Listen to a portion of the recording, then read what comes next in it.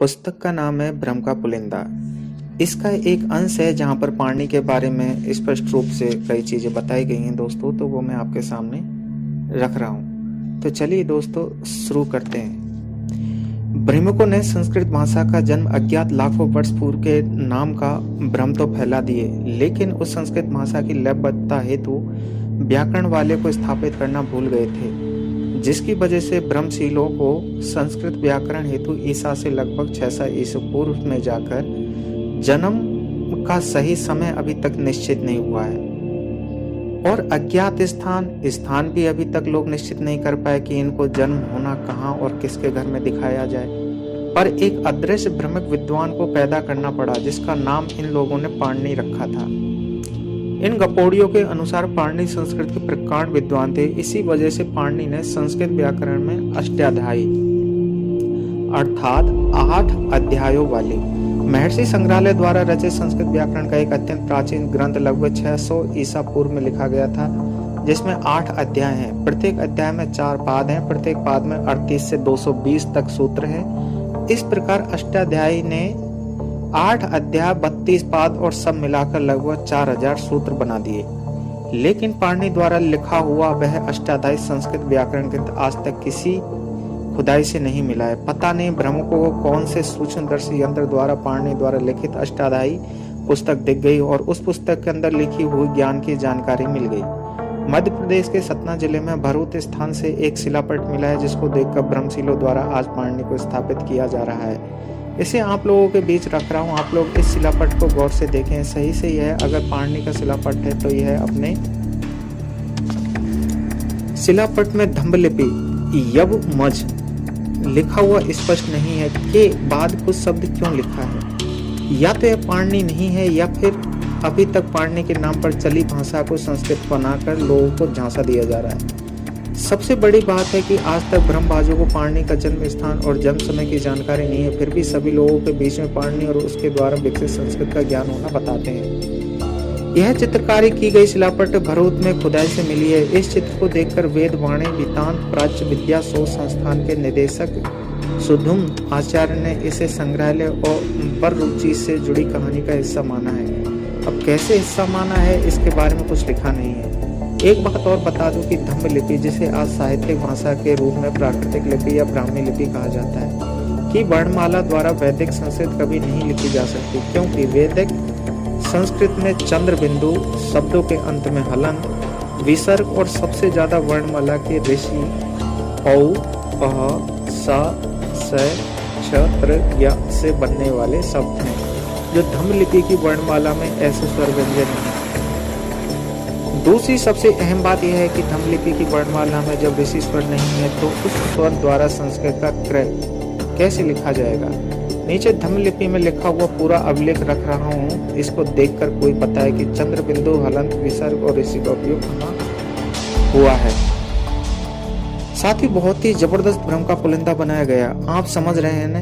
धम्मलिपि की वर्णमाला द्वारा कभी भी वैदिक भाषा या पुराण की भाषा संस्कृत का लेखन या वाचन नहीं हो सकता है। भ्रमशीलों, तीसरी एक और बात की जानकारी दे दो। पाणिनि ने संस्कृत व्याकरण की पुस्तक लिखी, सही में लिखी थी या तुम लोग अभी तक सभी लोगों को भ्रमित कर रहे हो। चलो माना कि पाणिनि ने सही में पुस्तक लिखी, लेकिन वह पुस्तक आज कहाँ है। आज इस बात की जानकारी कितने लोगों को है। ईसवी सन से लेकर ईसा पूर्व 600 वर्ष तक में जो लिखा हुआ मिला या लिखा जाता था, वह सभी शिला या अर्थात पत्थर पे लिखा जाता था, जिसे शिलालेख कहते हैं, क्योंकि उस समय लेखन हेतु कागज, ताम्रपत्र, भोजपत्र, ताड़पत्र या अन्य किसी वस्तु का आविष्कार नहीं हो पाया था, जिस वजह से उस समय के सभी लोग अपने लेखन हेतु शिलाओं के अलावा कुछ भी उपयोग नहीं लिया करते थे। फिर भाट भंगेड़ो महोदय अपने संस्कृत लेखन वाले भ्रम पर कुछ तो बोलो तो सही कि शिलाओं पर लिखा हुआ पाणिनि का वह संस्कृत व्याकरण किस जगह की खुदाई से मिली है, और आज के समय में पाणिनि का वह लिखित शिलालेख किस संग्रहालय में सुरक्षित रखा है। मेरी बात अगर तुम्हारे कानों तक पहुंच जाए तो उसके बाद पाणिनि के शिलालेख की खोज, चाणक्य नीति शास्त्र का शिलालेख, वाल्मीकि का रामायण शिलालेख, मनु का मनुस्मृति शिलालेख, वेद व्यास का महाभारत और गीता का शिलालेख खोजने पर एक धारावाहिक बनाकर दूरदर्शन पर जरूर चलाना चाहिए। तुम्हारे ऊपर से लोगों का भ्रम का पुलिंदा बनाने का उपाधि दूर हो और तुम्हारे अनुयायियों का विश्वास भी तुम लोगों पर बना रहे। अभी तक तुम लोग सिर्फ ईश्वर की खोज नाम का धारावाहिक बनाकर दूरदर्शन पे दिखाते हो। क्यों? सही बोला ना। इस पुस्तक को पढ़ने के बाद अभिलेख की खोज नाम से धारावाहिक बनाओ, कैसा रहेगा? ब्रह्म भाट के वंशज लोग जिस काल में पाणिनि को स्थापित करने लगे हैं, उस समय मध्य भारत में 16 महाजनपद का उल्लेख मिलता है। इन महाजनपदों का नाम क्रमशः इस प्रकार है: मगध, अंग, बज्जी, मल्ल, काशी, कौशल, कुरु, गांधार, कंबोज, अवंती, चेदी, अस्माक, मत्स्य, पांचाल, सुरसेन और वत्स, जिसमें बिंबिसार का शासन मगध और अंग पर था। उन सभी महाजनपदों की अपनी मुद्रा होती थी जो आज उत्खनन में मिली है। उस मुद्रा को पंचमार की मुद्रा बोला जाता है। उन सभी पंचमार की मुद्राओं पर उस समय की लिपि द्वारा सांकेतिक तौर पर महाजनपद के नाम का पहला अक्षर या उस महाजनपद के प्रमुख व्यक्ति के नाम का एक अक्षर अंकित मिला है, जैसे स, म और ब। उस अंकित अक्षर की आज कोई भी देख व पढ़ सकता है, क्योंकि वह अंकित अक्षर दंभ लिपि में है। उत्खनन से प्राप्त पंचमार की मुद्राओं में से कुछ मुद्राओं पर बड़ी ही विशेष निशान पे पहचान मिली है। इस निशान को देखकर जानकर ब्रह्मवंशियों की आस्था हिल जाए, क्योंकि वे लोग सिर्फ कागज पर लिखे और लोगों के मुंह पर सुनी बातों के ज्ञान पर ही गर्व करते हैं। सच्चाई का उन्हें अभी तक पता नहीं है। शायद किसी ने इस पुरातात्विक साक्ष्यों पर आधारित वास्तविक तथ्यों को उनके समक्ष प्रस्तुत नहीं किया। इसी कारण आज तक इन निशानों पर ब्रह्मवंशी अपनी पुश्तैनी दावा ठोकते आ रहे हैं। ऐसी एक पंचमार की मुद्रा पर एक साथ बोधि वृक्ष, चैत्य, स्वस्तिक का निशान बना है।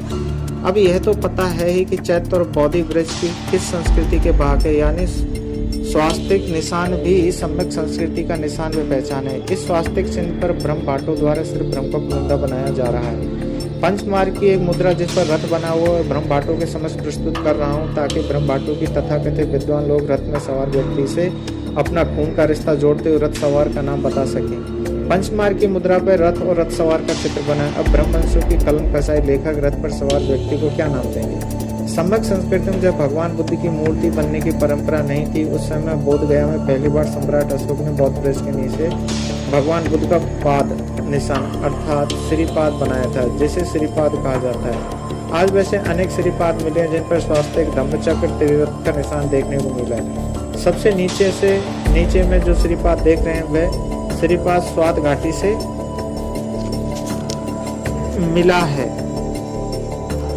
जिस श्रीपाद पर खरोष्टी लिपि में बौद्धसा और साका मुनीसा लिखा हुआ है, आज अगर इस श्रीपाद पर साका मुनीसा नाम नहीं लिखा होता तो आज के कलम कसाई लोग इस श्रीपाद पर अपने पुरखों की दावेदारी करते हुए ब्रह्म का पुलिंदा बनाते रहते। भाटों की ब्रह्मशील भी अजब है। पाणिनि के नाम पर वासुदेव शरण अग्रवाल, प्राध्यापक, काशी विश्वविद्यालय ने 1954 ईस्वी में पाणिनि कालीन भारतवर्ष के नाम पर से एक पुस्तक लिखी, जिसमें अध्याय 3 सामाजिक जीवन पर है। उस सामाजिक जीवन में परिच्छेद 1 वर्ण और जाति पर लिखा है, जिसमें अग्रवाल लिखते हैं कि पाणिनि कालीन समाज की मूल भित्ति वर्ण आश्रम की व्यवस्था थी। ब्राह्मण, क्षत्रिय, वैश्य, शूद्र इन 4 वर्णों का उल्लेख अष्टाध्यायी में हुआ है। आखिर ये सब पाणिनि ने कहाँ लिखा है और ये सब विद्वान कहाँ से पढ़ लिए? क्या किसी ने ईसा पूर्व मिले किसी अभिलेख में वर्ण जाति का वर्णन देखा है? सम्राट हर्यक वंश के बाद सम्राट नाग वंश, सम्राट नंद वंश और सम्राट मौर्य वंश का शासन रहा। मौर्य वंश के संस्थापक महान चंद्रगुप्त मौर्य के नाम बड़े ही आदर के साथ लिया जाता है, क्योंकि इसकी वीरता के आगे देसी तो देसी विदेशी सूरमा भोपाली भी पानी पीते थे। इस देश के इतिहास में यह भूतों ने भविष्य वाली घटना है। अभी तक आपने अपने देश के अंदर किताब वर्णित एक से एक कागजी सूरमा भोपाली, गीदड़ छाप शेर शासक को पढ़े होंगे, लेकिन किसी ने विश्व विजेता को पराजित नहीं किया। उल्टे इन कागजी सूरमा भोपालियों को समय समय पर लंगड़ा, लूला या वाले लुटेरे से हार का मुंह देखना पड़ता था। किताबों में कोई भी कितनी भी गाल बजाते हुए अपना बखान कर ले, लेकिन सच्चाई को कोई छिपा नहीं सकता। आज देश के अंदर वीरता पर 2 प्रकार की जानकारी प्रचार है, जिसमें पहली जानकारी भीम की लाठी या 400 किलो का कवच कुंडल बोलकर बहादुरी का बखान किया जाता है, तो वहीं दूसरी वीरता की जानकारी चंद्रगुप्त मौर्य की वीरता की दी जाती है। अब इन दोनों जानकारियों में बहुत ही बड़ा फासला है। वीरता की पहली कहानी सिर्फ देश के अंदर के लोगों को बताई जाती है, तो वही वीरता की कहानी देश विदेश में सभी लोगों को बताई जाती है। इसका कारण तो आप लोग समझ ही गए होंगे, या इस पर भी कुछ बताना होगा। बात यह है कि भारत में हर जानकारी को देशी विदेशी हेतु अलग अलग बनाकर रखा गया है। जैसे भारतीय लोग हेतु बनी पुस्तक में आदर्श पुरुष का चयन भ्रमों की कथा कहानी वाले पात्रों से किया जाता है, तो वहीं